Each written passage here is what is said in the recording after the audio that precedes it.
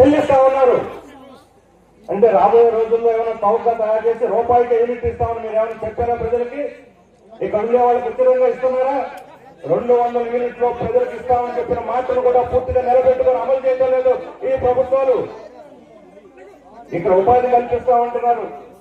ఇక్కడ ఈ ప్రాంతంలో ఇక్కడ పెట్టేటువంటి ప్రాజెక్టుకి 18 మందికి ఉద్యోగాలు వస్తాయట. నేను సవాల్ చేస్తున్నాను ఒకటే మాట, ఇప్పటి వరకు మీరు పెట్టినటువంటి ఫ్యాక్టరీల్లో లేదా ప్రాజెక్టుల్లో ఎక్కడైనా మీరు అనౌన్స్ చేసే ప్రకారం ఉద్యోగాలు ఇచ్చారా? ఇస్తే లెక్కలు చెప్పండి అని చెప్పి అడుగుతా ఉన్నా. గవర్నమెంట్ జన్కో ఆధ్వర్యంలో సీనియర్లో ప్రాజెక్ట్ ఉంది, 1000 మెగావాట్లు రాత్రి మొగుళ్ళు తయారవుతుంది. అది ఐడల్ పంపుడు ప్రాజెక్ట్ కాదు, సీనియర్ మీద ఉన్న ప్రాజెక్టు గవర్నమెంట్ ఇది.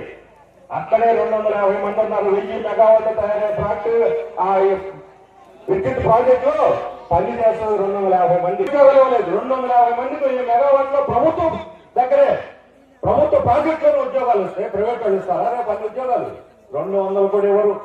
100, 150తో రాత్రి మొదలు ఇప్పటికే జీవో తెచ్చారు. 8 గంటల పని విధానం ఎత్తేసి 13 గంటలు, 15 గంటలు, 16 గంటలు మా ఇష్టానుసారం వాళ్ళ శ్రమని రక్త మాంసాలు పిండి దోపిడీ చేస్తామని ఈరోజు జీవో తెచ్చింది ప్రభుత్వం. అప్పుడు 250 మందులు బదులు 100 మందే సరిపోతారు. అంటే 1,50,000 మందిని ఇళ్లు వాకిళ్లు ఖాళీ చేసి ఊళ్ళకు ఊళ్ళు ధ్వంసం చేసి చెట్లు పుట్టలు ధ్వంసం చేసి మీరు ఇచ్చే 100-2 ఉద్యోగాల కోసం అభివృద్ధి చేస్తామని చెబుతారా? ఎవరిని నమ్మించడానికి ఎవరి చెవులో పూలు పెడతారని చెప్పి అడుగుతా ఉన్నాను.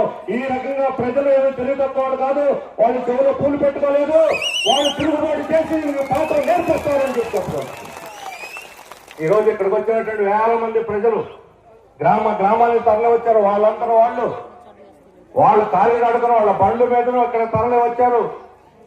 ఏ శ్రమను లెక్క చేయకుండా తాడో పేడో తేల్చుకుంటామని చెప్పి పట్టుదలతో ఈ మహిళలు, పురుషులు, యూత్ ఇక్కడ తరలి వచ్చారు.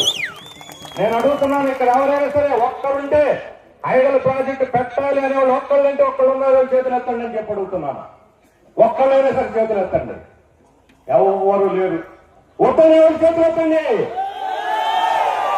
అది ప్రజా గర్జన, అది అరణ్య గర్జన, అది అరణ్య ఘోష.